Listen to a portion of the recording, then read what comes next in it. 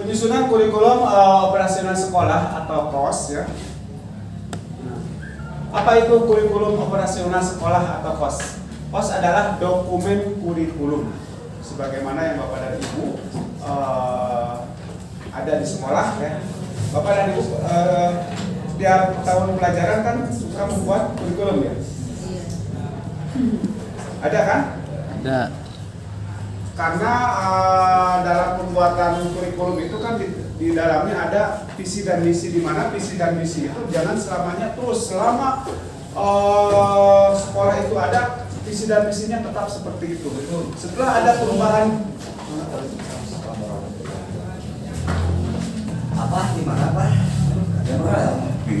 setelah ada perubahan kepala sekolah, ada pergantian kepala sekolah, visi dan misi masih tetap itu. Padahal visi dan misi harus diperbaharui, kan itu tujuan ya. Jadi kita punya target setelah 5 tahun target kan tercapai, berarti kita harus meningkatkan lagi target berikutnya. Kalau masih tetap menggunakan yang kurikulum yang menggunakan visi misi seperti itu, berarti berjalan di tempat itu sekolah, tidak ada kemajuan. Tapi bagusnya itu setiap 5 tahun visi dan misi itu diganti. Karena sudah tercapai yang 5 tahun, kita apa sekarang sasaran ke depannya setelah yang 5 tahun berjalan sudah dilaksanakan. Kemudian yang belum dilaksanakan masukkan lagi pada visi dan misi tersebut. Jadi KOS adalah seluruh rencana proses belajar yang diselenggarakan di satuan pendidikan.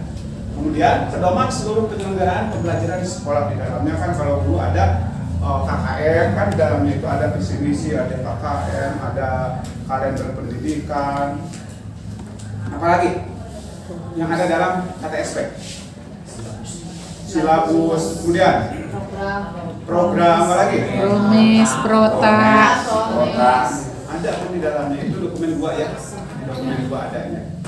Sama dalam KOS juga ya, sama seperti pada KTSP ya.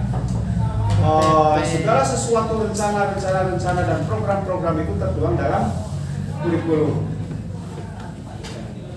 Jadi sekolah tidak bisa terlepas daripada kurikulum. Kalau terlepas daripada kurikulum, berarti sekolah saka ingat kacau balau. Saka ingat ya. Malah ayat target. Iya betul. Yang saka berarti malah. Jadi kita melaksanakan itu sesuai dengan yang ada pada kurikulum, pada KTSP ya. Kalau kita masih kena KTSP ya, belum KOS.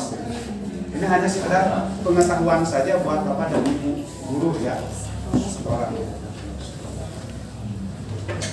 Apabila kurikulum itu dianggap bagus, apabila direncanakan sedemikian rupa melibatkan berbagai pihak yang berkepentingan, diantaranya kepala sekolah yang terlibat dalam pembuatan kurikulum tingkat satuan pendidikan, kemudian guru, dewan guru ya, kemudian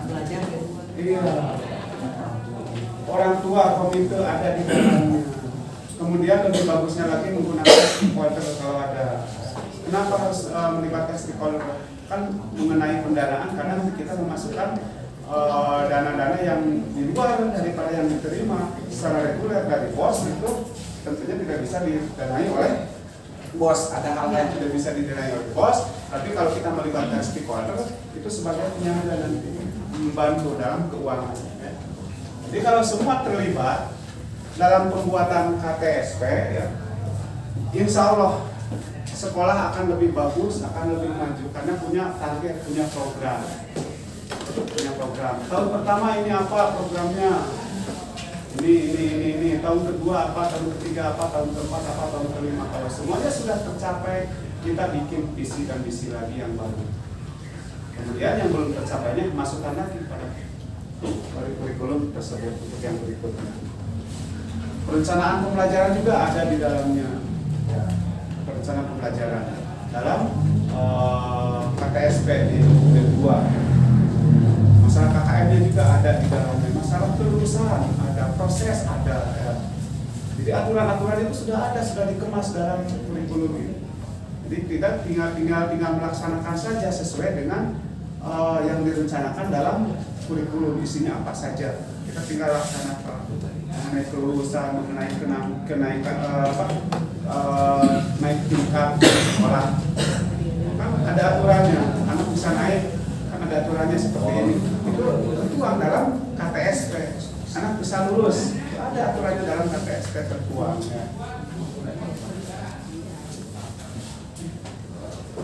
Kurikulum operasional satuan pendidikan atau KOS, kurikulum operasional yang dikembangkan sesuai. Nah, kalau untuk KOS ini sesuai karakteristik dan kebutuhan peserta didik, satuan pendidikan dan daerah.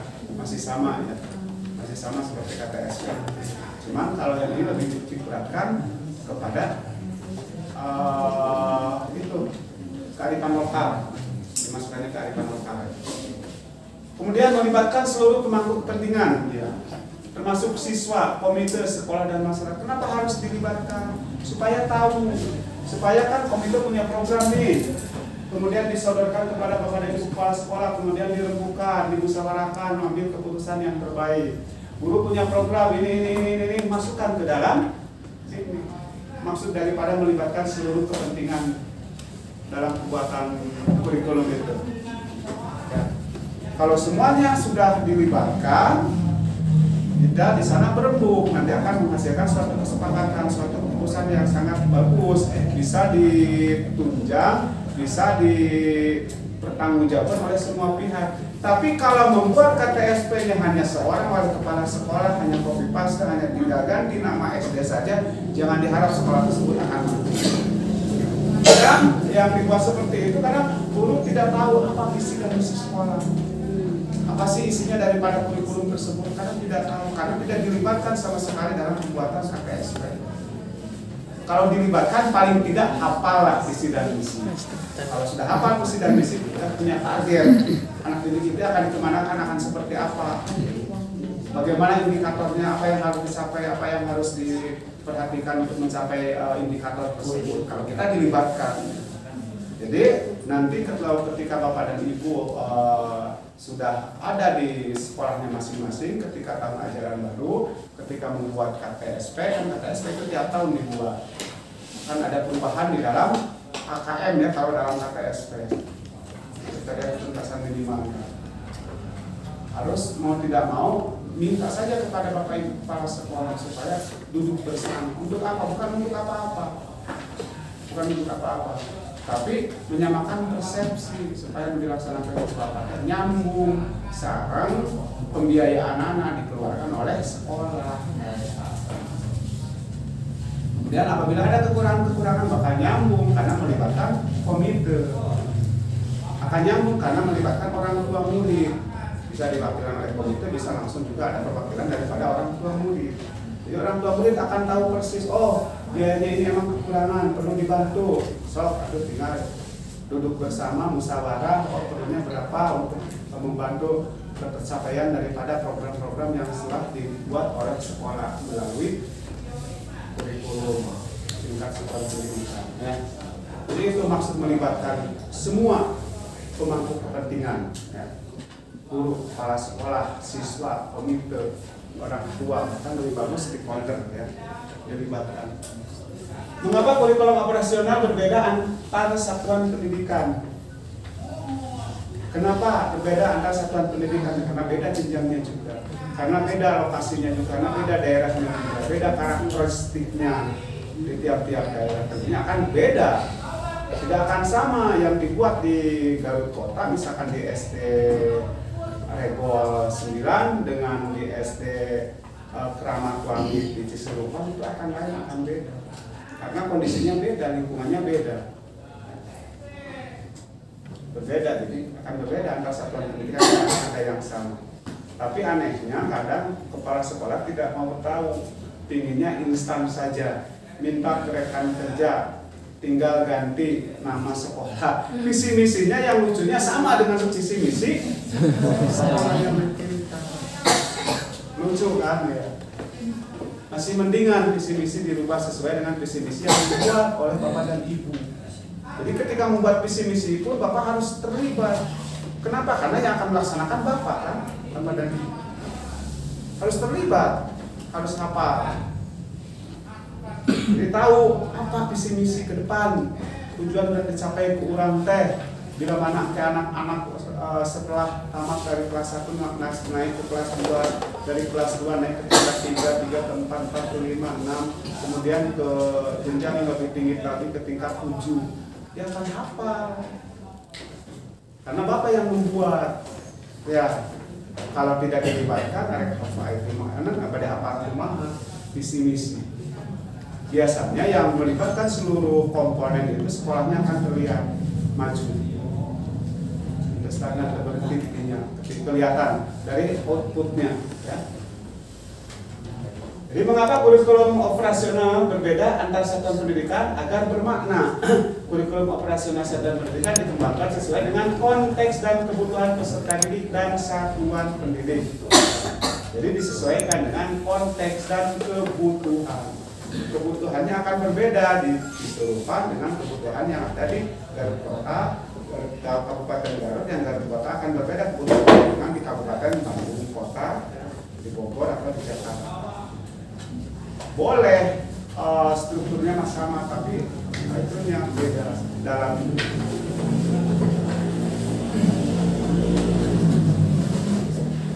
Nah, prinsip pengembangan kurikulum operasional sekolah atau KOS, ya, berpusat pada peserta didik. Kalau yang sekarang berpusat pada peserta didik dalam kurikulum mereka, berpusat pada peserta didik. Jadi yang ditekankan ya di kurikulum sekarang itu adalah dalam prosesnya, dalam proses pembelajaran yang ditekankan, berpusat pada peserta didik. Jadi pembelajaran harus memenuhi keragaman potensi, kebutuhan perkembangan dan tahapan belajar serta kepentingan peserta didik.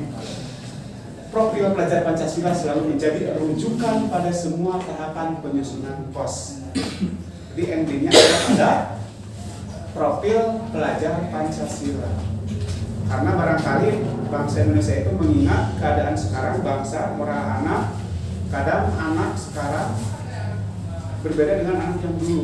Kalau yang sekarang kan bisa lah dilihat ketika terjadi tawuran-tawuran di kota besar. Kalau dulu kan jarang kita melihat tawuran-tawuran semacam itu. Yang berani membawa golok, berani membawa barang, dan berani pelan-pelan kan kalau sekarang. Kalau dulu kan jarang. Bahkan sekarang lebih miris lagi ke pedesaan pun itu sudah ini, karena mengikuti jejak melihat daripada media massa itu bahayanya. Makanya pemerintah sekarang mengantisipasi kurikulum sekarang endingnya itu ada profil pelajar Pancasila.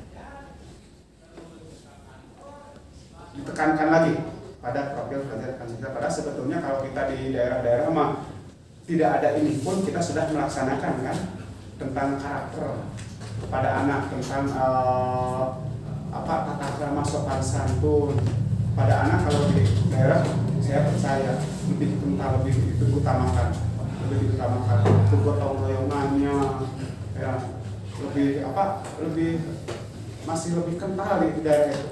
Gotong royongna, rukuna, kerjasamana, kekeluargaanana masih bisa dirasakan oleh bapak dan ibu. Tapi kalau di kota-kota besar sekarang sudah agak mulai menipis enggan karena oleh keadaan, situasi dan kondisi zaman yang membentuk seperti itu dengan berbagai media itu ya, media ya, dari HP, dari apa, dari ini kan itu malu. Kemudian kontekstual menunjukkan kekhasan dan sesuai dengan karakteristik satuan pendidikan. Jadi kekhasan di sekolah bapak dan ibu itu apa? Nah, dalam kurikulum operasional sekolah harus ditonjolkan, harus dimunculkan kekhasan. Namun kekhasan anak misalkan di kelas ibu, misalkan di bidang seninya apa, di bidang agamanya apa, di bidang karyanya apa. Jadi dimunculkan, dimasukkan.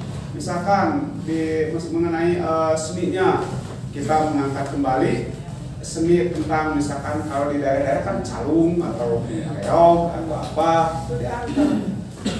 Di religiusnya kita kalau di daerah-daerah kan setiap hari-hari agama besar kan di sekolah itu dirayakan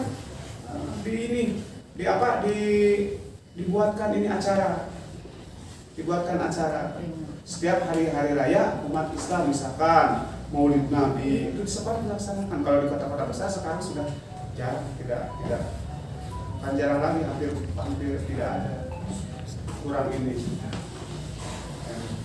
Kemudian di hari-hari besar nasional juga, misalkan kalau ketika Hari Sumpah Pemuda, sekolah itu harus mampu punya ide kepala sekolah itu duduk bersama mengenai biaya, nanti bisa dirembukan bersama. Membuat misalkan dalam perayaan Sumpah Pemuda, kita anak-anak semua diwajibkan memakai pakaian adat yang ada di Indonesia. Kemudian kita karnavalkan sehari penuh. Itu justru akan akan membekas pada diri anak, mengenalkan kembali. Jadi tidak akan kacang lupa akan poin. Jadi anak itu akan tahu tentang sejarah Indonesia ketika kita memperingati Sumpah Pemuda. Alhamdulillah kalau di sekolah binaan saya, karena saya menekankan kepada sekolah-sekolah di momen-momen baik itu momen nasional, momen keagamaan, suka kalau Sumpah Pemuda, anak-anak semua dari kelas 1 sampai kelas 6 itu memakai pakaian adat yang ada di Indonesia. Orang tua yang mengorbankan, kadang orang tua nanggut kan itu dia pinjam ke pakaian adat ya. Pakaian adat ini banyak di ini mah untuk pinjam sama anak pakai pakaian itu. Kemudian bahkan yang lucunya yang memakai pakaian adat Irian Jaya pun ada yang memakai pakaian buatan, pakai ini, mempakaikan aja. Jadi anak mengenal itu ciri daripada kurikulum operasional POS ya. Jadi sosial, budaya dan lingkungan serta dunia kerja dan industri. Nah, berkaitan dengan dunia kerja dan industri di sekolah dasar bisa tidak hanya di SM saja, di sekolah dasar yang juga bisa. Misalkan kalau di daerah yang dekat laut ya, perairan ya, kan itu bisa memanfaatkan. Misalkan kalau ikannya terlalu banyak melimpah, dibuatkan, disuruh belajar membuat ikan asin. Ikan asap. Iya, itu yang diharapkan oleh pemerintah sekarang, pembuatan pos. Daerah pertanian apa? Kamu barangkali ke anak ada pelajaran-pelajaran khusus untuk itu. Kemudian perkebunan apa? Jadi dimasukkan dalam kurikulum operasional sekolah POS. Jadi konteks sosial, budaya dan lingkungan serta dunia kerja dan industri. Kemudian juga menunjukkan karakteristik atau kekhususan peserta berkebutuhan khusus atau khusus LSB. Karena SLB ya sama ini juga. Karena kadang di pedesaan itu SLB-nya jarang, maka mau tidak mau semua ada dimasukkan dalam kurikulum khusus dalam ini untuk anak-anak yang punya keterbatasan tertentu. Kemudian esensial. Semua unsur informasi penting atau utama yang dibutuhkan oleh para pemegang kepentingan tentang kurikulum yang digunakan di saat pendidikan dapat diperoleh dalam dokumen tersebut. Ya, makanya kita melibatkan itu ya pengusaha kalau ini para stakeholder kan pengusaha bisa di dalamnya ada. Itu tujuannya melibatkan mereka. Kemudian akuntabel dapat dipertanggungjawabkan karena berbasis data dan aktual. Nah, dalam pembuatan POS ini berbasis data. Kenapa berbasis data? Harus itu berbasis data. Jadi mengambil data-data yang ada di sekolah. Nah, dari mutu raport ya, ada kan mutu raport yang hidup tiap tahun. Itu dari data. Jadi kita tidak boleh keluar daripada data. Harus dari data berangkatnya. Misalkan keadaan dari data, keadaan sekolah ini berada misalkan di tengah-tengah atau di pesisir, itu kan jadi berangkat dari data. Jadi harus bagaimana kurikulumnya nanti memasukkan untuk anaknya dalam pembelajaran. Jadi berangkat dari data. Itu saraosna pengintan. Hari berada di pesisir, tapi kita malah di perkebunan ini ketika ada pelajarannya yang dimasukkan di dalam kan tidak akan nyambung. Jadi akuntabel bisa dipertanggungjawabkan. Kemudian melibatkan berbagai pemangku kepentingan, ya, pengembangan kurikulum melibatkan komite sekolah dan berbagai pemangku kepentingan. Ya. Nah, kerangka dasar dan struktur kurikulum merdeka dan kurikulum operasional satuan pendidikan tetap ditetapkan oleh pemerintah pusat itunya. Kemudian fleksibel dan dinamis menjadi otonomi di satuan pendidikan. Fleksibel ya, dan dinamis. Jadi tekaku bisa dirubah beda-beda kan. Jadi pemerintah menyediakan contoh seperti ini kurikulumnya. Nanti di sekolah itu menyesuaikan sesuai dengan karakteristik sekolah, sesuai dengan keadaan, sesuai dengan daerah yang ada di sekolah, sesuai dengan kondisi anak, kondisi lingkungan. Jadi fleksibel dan dinamis. Dinamis itu berubah-ubah. Makanya berubah-ubah tiap tahun itu harus membuat tiap tahun itu. Nah, kan berubah-ubah. Untuk tetap ya kan ada perubahan ini sudah dilaksanakan, sudah diterapkan, ada perubahan, berarti ditingkatkan lagi.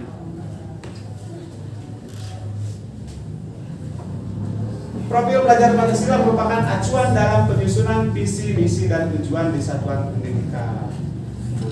Ya, jadi dalam pembuatan visi dan misi pun tetap kita harus mengacu kepada profil pelajar Pancasila, gotong royongnya, kerukunannya. Ada berapa? Ada profil pelajar Pancasila. Iya. Apalagi? Mandiri. Ada kemandiriannya. Iya, beriman dan bertakwa, berkebinekaan. Jadi harus masuk. Berkebinekaan. Ada mandirinya. Dalam pembuatan visi dan misi, kalau pembuatan visi misi asal ingat, asal enak didengarnya, mudah diucapkan, mudah diingat, tidak seperti itu. Tetap mengikuti acuannya itu profil pelajar Pancasila. Profil pelajar Pancasila, pelajar Indonesia merupakan pelajar sepanjang hayat yang kompeten, berkarakter, dan berperilaku sesuai dengan nilai-nilai Pancasila. Tidak hanya fokus pada kemampuan kognitif, tetapi juga sikap dan perilaku sesuai jati diri sebagai bangsa Indonesia, sekaligus warga dunia.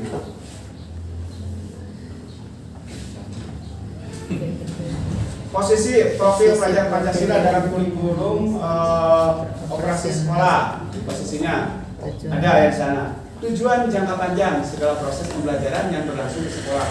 Tujuan jangka panjangnya apa? 1 tahun. Kemudian kompetensi dan karakter yang perlu dikembangkan oleh setiap warga sekolah. Tujuannya 1 tahun, nanti lagi untuk dibagi-bagi lagi jangka pendeknya. Ya, supaya ini mudah-mudah untuk mengukur. Jadi kompetensi dan karakter yang perlu dikembangkan oleh setiap warga sekolah. Kemudian benang merah yang menyatukan segala praktik yang dijalankan di sekolah. Jadi ada jelas aturannya,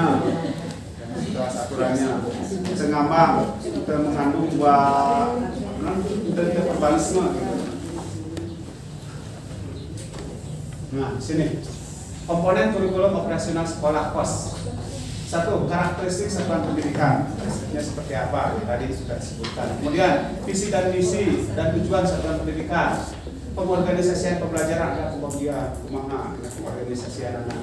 Kemudian perencanaan pembelajaran ada di dalam modul ajar dan lampiran-lampiran, termasuk lampiran-lampiran itu kan modul ajar, silabus ya. Itu kan masuk program-program yang lain dalam lampiran-lampiran. Kadang pendidikan, macam-macam. Karakteristik satuan pendidikan menggambarkan keunikan satuan pendidikan dalam hal peserta didik, sosial, budaya guru, dan tenaga pendidikan. Jadi di dalamnya sudah komplit tentang peserta didik, sosial, budaya, ada di dalamnya. Kemudian tentang guru dan tenaga pendidikan yang lain ada diatur di dalamnya. Sudah ada. Kemudian prinsip analisis karakteristik satuan pendidikan melibatkan perwakilan warga satuan pendidikan. Kemudian menggunakan data yang diperoleh dari situasi nyata. Jadi mengambilnya itu data yang real, yang sekarang. Jangan mengambil misalkan 5 tahun yang akan datang atau 1 tahun yang akan datang.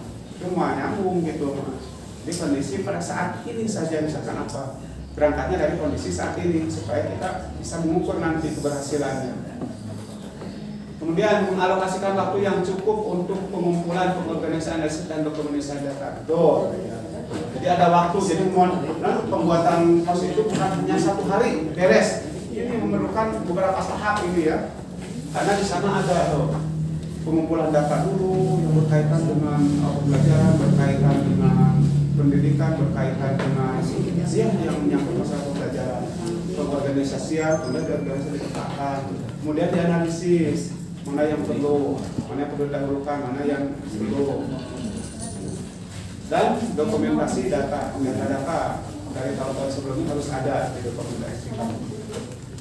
Kemudian memilah informasi yang relevan dan menyimpulkan untuk mengembangkan strategi atau solusi. Jadi di dalamnya ada misalkan kalau ada kendala-kendala yang kemungkinan ada kendala-kendala yang akan terjadi jika kita melaksanakan kurikulum dalam 1 tahun itu. Jadi kendala-kendala tersebut kan kita catat untuk perbaikan nanti di tahun ajaran baru. Jadi tiap tahun ajaran baru itu ada perubahan kurikulum. Pilihan cara pengumpulan informasi kegunaannya untuk menganalisis karakteristik dan lingkungan belajar, menggambarkan keunikan satuan pendidikan dalam hal peserta didik, sosial budaya, guru dan tenaga pendidikan. Kuesioner ya berupa dengan kuesioner itu ini ya pengumpulan informasi ya. Kuesioner bisa kuesioner untuk siswa, untuk orang tua, untuk guru, tidak ada nanti masukan-masukan untuk pengisian, untuk dimasukkan nanti dalam pembuatan persiapan pembuatan pos ya. Wawancara, kemudian diskusi kelompok terkumpul ya sejenis di sana.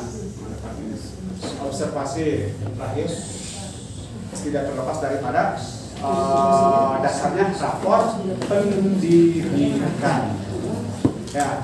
Rapor pendidikan itu dibuat oleh siapa? Datanya dari mana? Ya dari Bapak dan Ibu. Jangan sampai diserahkan sepenuhnya kepada operator.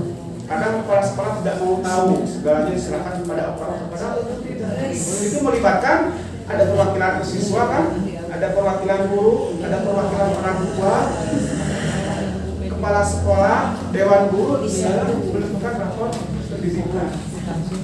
Upamanya sekalian misalkan diserahkan kumaha operator, menyambung rapor pendidikan. Jadi mana kudu di yang harus diperbaiki tidak ada. Karena misalkan semuanya bagus atau misalkan bisa saja semuanya jelek di bawah rata-rata. Tapi kalau ada diambilnya dari data sekarang harus semuanya diambil dari data yang real. Misalnya kalau diambil dari data yang real, kesananya akan bagus. Visi-visi dan tujuan satuan pendidikan. Visi menggambarkan bagaimana peserta didik menjadi subjek dalam kehidupan dan pekerja. Jelas ya. Ini peserta didik menjadi subjek. Pelaku kan? Ya, pelaku. Jadi bukan guru yang sebagai subjek. Awas dalam kuat. Jadi peserta didik sebagai pelaku. Jadi keberhasilannya itu outputnya itu terletak pada peserta didik. Kemudian menggambarkan nilai-nilai yang mendasari penyelenggaraan pembelajaran agar peserta didik dapat mencapai profil pelajar Pancasila. Kemudian visinya menjawab bagaimana satuan pendidikan mencapai visi, memegang nilai-nilai penting dalam menjalankan misi. Kemudian tujuan pada akhirnya berdampak pada peserta didik. Menggambarkan tahapan-tahapan penting dan selaras dengan misi berisi strategi satuan pendidikan untuk mencapai tujuan pendidikannya. Menargetkan kompetensi atau karakteristik sekolah yang menjadi kekhasan lulusan satuan pendidikan selaras dengan profil pelajar Pancasila. Nah, lulusannya itu endingnya juga di kelas 6 nanti lulusannya akan seperti apa? Misalkan targetnya setelah lulus dari kelas 6 anak targetnya itu apa ya? Di samping bisa baca tulis Al-Quran misalkan diharapkan mampu misalkan di kerohaniannya ya, di spiritualnya. Talaran misalkan 1 juz, misalkan gitu, ya, misalkan itu, ya. Jadi ada target, ada ininya kekhasan lulusan. Jadi jangan sampai lulusan itu biasa-biasa saja datar. Jadi harus punya kekhasan tiap sekolah itu. Yang ditonjolkannya apa? Ya. Lulusan dari SDA misalkan yang ditonjolkannya apa, bisa apa sekarang dari SD ini. Itu yang diharapkan oleh kurikulum Merdeka Belajar. Nah, di sini ya. Contoh proses analisis karakteristik satuan pendidikan, visi misi dan tujuan satuan pendidikan. Seperti apakah gambaran ideal tentang masa depan yang ingin diwujudkan oleh satuan pendidikan? Jadi kita kan ini harapan ya, visi ya, dalam visi kan 5 tahun yang dirubah. Akan seperti apa sekolah ini setelah 5 tahun? Ya. Dalam misalkan tenaga pendidikannya setelah 5 tahun semua tenaga pendidik mengikuti pendidikan sampai S2 misalkan. Kemudian untuk masih untuk pendidik misalkan bisa membuat model belajar ya, untuk kelas 1 ya. Bisa membuat model belajar untuk kelas 2. Nanti itu bisa diekspos ya, dibungkus. Bahkan sekarang lebih mudah ya, supaya Bapak ini melalui YouTube sekarang ya, diekspos melalui YouTube sekarang. Bahkan kita juga bisa tahu untuk mencari pegangan gitu. Bisa buka di YouTube tentang model-model belajar dari sekolah-sekolah yang lain. Kemudian review visi dan misi. Bagian yang mana yang perlu ditajamkan dalam visi dan misi? Kemudian apakah perlu membuat visi dan misi baru yang lebih sesuai dengan kondisi lingkungan dan karakteristik peserta didik? Ini ya. Misalkan setelah 1 tahun ternyata di tempat, setelah 2 tahun ternyata di tempat. Nah, apakah perlu membuat visi dan misi baru, merubah yang sudah ada atau tidak? Ya. Kemudian apa saja prioritasnya? Review tujuan juga sama ya. Apa yang menjadi prioritas bagi satuan pendidikan? Ya. Ya, sama seperti yang tadi ya. Nah, visi dan misi tujuan satuan pendidikan harus berpusat pada peserta didik. Visi gambaran masa depan realistis. Jadi realistis itu dapat tercapai ya. Itu muluk-muluk ya. Misi tindakan. Jadi ada tindakan untuk mencapai visi itu, ada tindakan kan? Tindakannya apa supaya tercapai, dan tujuannya adalah hasil yang diinginkan para peserta didik, pada peserta didik ya. Proses penyusunan kurikulum operasi peserta pendidikan umum secara umum. Ini hanya sekedar pengetahuan. Nah, di sini komponen dan sistematika POS ya, yang harus ada. Pertama adalah halaman atau judul di atas ya. Misalkan kurikulum operasional satuan pendidikan sekolah dasar Cisurupan. Kemudian halaman identitas satuan pendidikan ya, identitas halaman. Kemudian halaman penetapan, apa ditetapkannya, halaman pengesahannya oleh siapa. Ini biasanya disahkan oleh Kepala Dinas Pendidikan Kabupaten Garut, seharusnya idealnya ya. Idealnya harus disahkan oleh Kadisdikbud Kabupaten Garut. Tapi kalau ini cukup saja di kecamatan.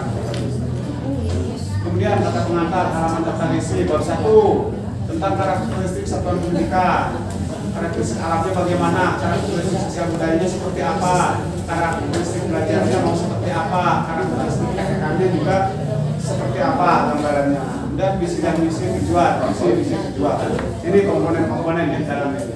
Kemudian bab 2 pengorganisasian pembelajaran. Nah, contohnya ada kerangka dasar kurikulum, kemudian struktur kurikulum, dan lainnya kegiatan intrakurikulernya apa yang akan dimasukkan, kemudian capaian pembelajarannya seperti apa, proyek penguatan profil Pancasilanya P5-nya seperti apa, kemudian dimensi elemen dan suplemen P5-nya seperti apa, dan bab 3 perencanaan pembelajaran. Ini ada alur tujuan pembelajaran, jadi cantumkan ya sama. Kemudian ada modul ajar, Kemudian ada modul proyek penguatan praktik Pancasila. Apakah mau menggunakan sistem blok atau mau menggunakan misalkan dia selesai kita materi. Kemudian peraturan akademik tentang kelulusan. Anak bisa naik kelas, ini aturannya. Anak bisa lulus, ini aturannya.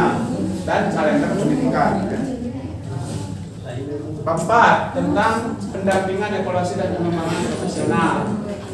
Ya, pendampingan ya, aspek pedagogi, evaluasi, pengembangan profesional yang dilakukan oleh Bapak dan Ibu guru ya. Kemudian bab 5 penutup lampiran SKT pengembangan kurikulum. Siapa saja tim pengembangan kurikulum? Iya, kepala sekolah, Bapak Ibu, enggak, tim pengembang, guru, komite, kemudian alur ujian pembelajarannya, modul ajar dan modul P5 itu lampiran-lampiran yang harus ada.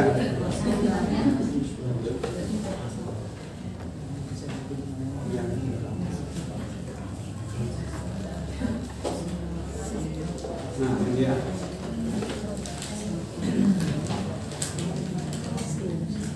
Ini untuk komponen KTSP ya. Tidak ada perubahan tetap seperti yang dulu untuk KTSP. Nah, untuk satu KTSP sama ya. Kalau yang tadi mah KOSP, kalau ini mah KTSP ya. Udah. Barangkali itu Bapak dan Ibu yang disampaikan kepada Bapak dan Ibu. Yang terpenting nanti Bapak dan Ibu itu di pembelajarannya ya, di pembelajarannya. Tapi sekarang karena untuk persiapan nanti 2024 semua harus menggunakan kurikulum merdeka, dari sekarang belajar ya, bisa membaca literaturnya ya, sebagai orang ya, Ibu Susi. Sampai di sini ada yang ditanyakan?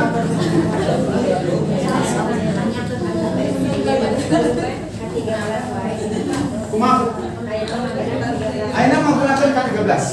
Ya, menggunakan K13. Kalau ini mah baru belajar. Iya, baru belajar. Kan kita mandiri belajar. Baru belajar pengenalan. Supaya nanti kita tidak kaget ketika kita pas dihadapkan dengan Seperti kurikulum 13 kan ada pelatihan minat. iya. Belajar, mandiri.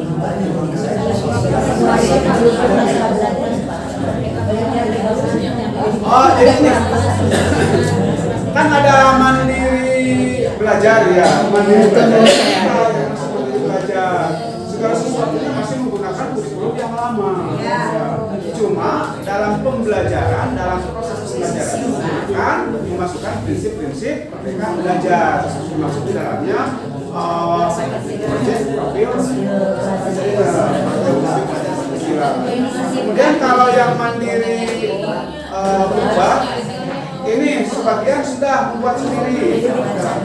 Ya, kalau yang KWSP-nya mampu buat, cuma KWSP-nya ada dua, jadi digabung. Ada KTSP, ada KOSP. Jadi satu kurikulum, tapi ada dua ini.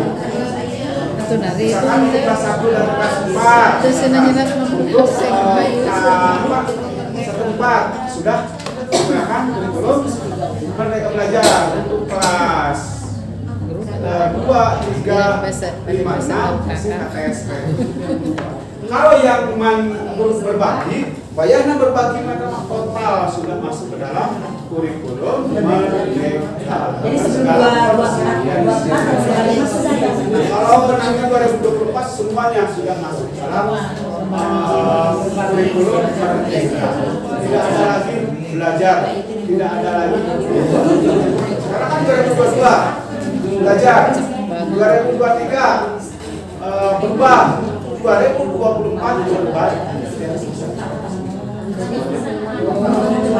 Jadi semua sekarang masih Iya, kecuali yang tidak sama, yang PSW, kan sekarang masih ini. Tapi berbagi dalam artian PSW di lingkungan sekolah itu sendiri. Jadi harus ada diseminasi kan ke kelas-kelas yang lainnya. Kelas-kelas yang lain untuk sosialisasi tahun ajaran itu yang harus dibagi diseminasi. Iya, yang sekolah penggerak. Yang sekolah penggerak harus ada diseminasi. Itu pada kursus kalau bagi lebih ideal sama. Jadi ada pertemuan di kursus.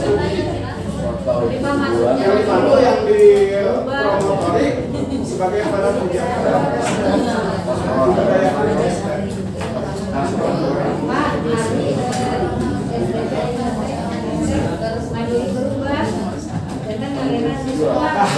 mandiri berubah kamu non dina etana tapi aya pasti yang kedua terus dua hiji kurikulum nama kan sudah dimasukkan setengah nate Pada selipkan,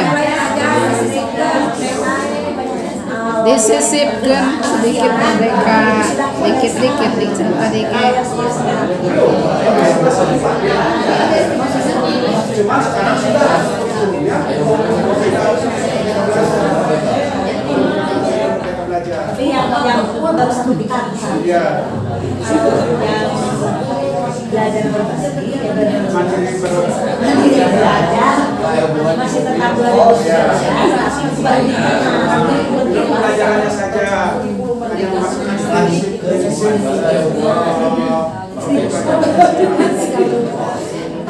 yang paling krusialnya di profil belajar Pancasila ya Pak. intinya di sana di dalam pembelajaran Jadi kemarin yang kalau dua KI 1 KI 2 KI 1 KI 2 iya hanya beda istilah saja ya Pak. Jadi bingung Pak. Kamu jadi bingung Pak. sebetulnya alurnya sama seperti yang cuma ada beda istilah tapi itu padahal itu sudah dilaksanakan Tapi secara pribadi Pak lebih ini ke KI 1 KI 2 kan KI 1 sekarang media sosialnya itu Pancasila pasti gitu Pak. Pancasila pasti kira gitu.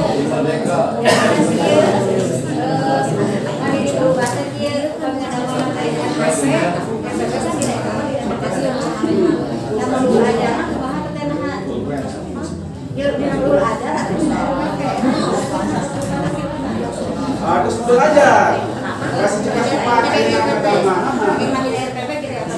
belajarnya bisa lah mengenai belajar enak ke ibu